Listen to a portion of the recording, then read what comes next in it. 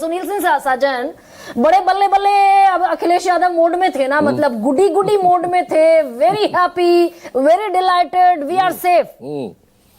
कान खड़े हुए अखिलेश यादव के।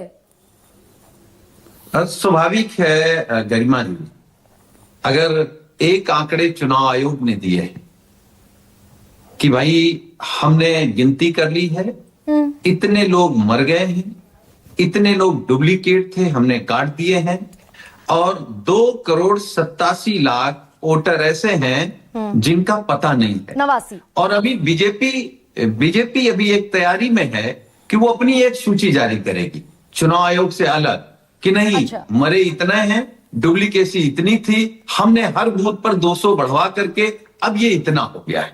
तो पहले तो मैं आपके कार्यक्रम के माध्यम से चुनाव आयोग से केवल यही जानना चाहता हूं कि आपकी लिस्ट से चुनाव होगा या बीजेपी की लिस्ट से चुनाव होगा। जिस तरीके की घटना बंगाल से निकल के आई है, वो घटना पूरे देश को चौंका रही है, इसीलिए हमारे नेता भी चौंके हैं। स्वाभाविक है। अभी तक एसआईआर में जो बेलो स्तर पर काम हुआ है, उसमें हमारे पार्टी के जो बेले मिल करके मदद कर रहे थे, उस पर तो कोई शिकायत नहीं हुई। दूसरी बात, हम तो बीजेपी के प्रवक्ता से जानना चाहेंगे, भाई इनके पास कोई जादू की छड़ी है, कोई मशीन है, कोई चश्मा है? चुनाव आयोग से पहले योगी आदित्यनाथ जी जान जाते हैं, फिर ऐसा भी कोई चश्मा है उसमें भी जान जाते हैं कि 4 करोड़ कट रहा है, और 4 करोड़ में 80-85% हमारा मतलब बीजेपी को वोट कट रहा है। नहीं, लेकिन ये अचानक चिंता दरअसल जो पैदा हुई अखिलेश यादव के दिमाग में, ये इतने एफआईआर तक नौबत पहुंच गई, आंदोलन करेंगे, खेत मकान जमीन खलियान सबसे नाम कट जाएगा, ये हुई क्यों? दरअसल अखिलेश यादव कह रहे थे बीजेपी तो हारा हुआ मुकाबला लड़ेगी। योगी आदित्यनाथ ने जब कहा हमारे वोटर कट गए, 61,000 वोट हर विधानसभा, अखिलेश यादव कह रहे थे तो हारे हुए चुनाव भाई गरिमा वाले लोग हैं। देखिए, योगी आदित्यनाथ जी ने कहा कि इतना वोट कटेगा, इसमें इतने % हमारा वोट है। तो हमारे नेता ने अनुमान लगा दिया कि भाई हर विधानसभा में 61,000 वोट भारतीय जनता पार्टी का कट रहा है। उस नुकसान के साथ वो हमारे सामने आएंगे। उस हिसाब से तो बीजेपी साफ थी।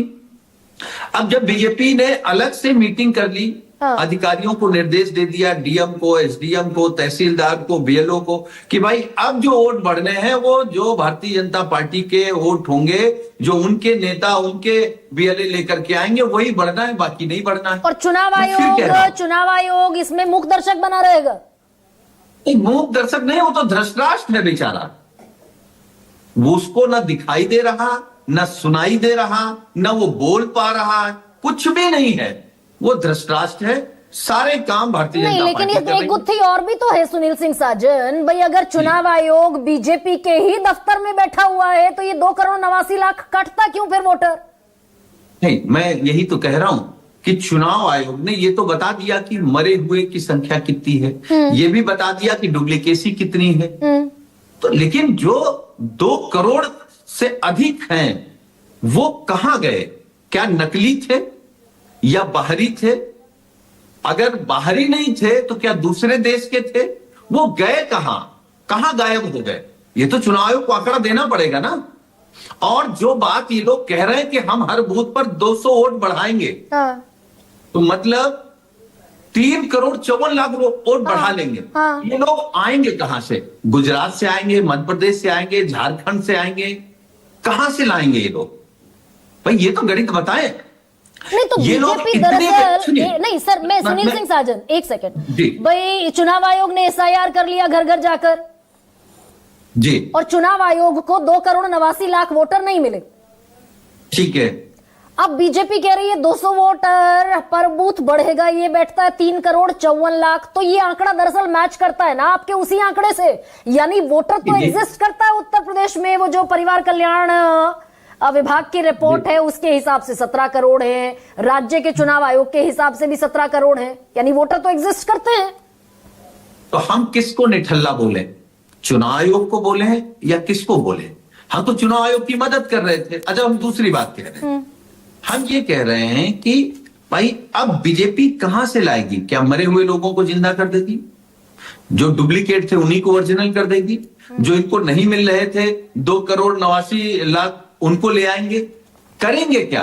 अच्छा, दूसरी बात जो हमारे नेता ने कही है, माननीय अखिलेश यादव जी ने कही, समाजवादी पार्टी ने SIR का भी फॉर्मेट बनाया था।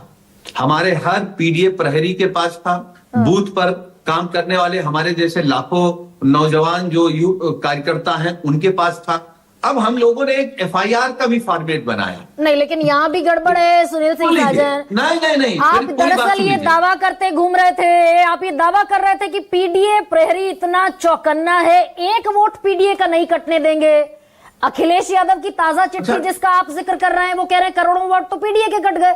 अब योगी कह रहे हैं हमारे कट गए, अखिलेश यादव कह रहे हैं हमारे कट गए।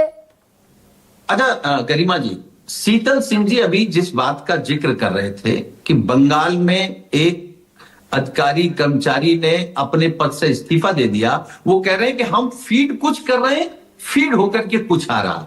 मतलब अभी भी आप लोगों को भरोसा नहीं हो रहा है कि बीजेपी किस पैमाने पर भ्रष्टाचार कर रही है, किस पैमाने पर बेईमानी कर रही है।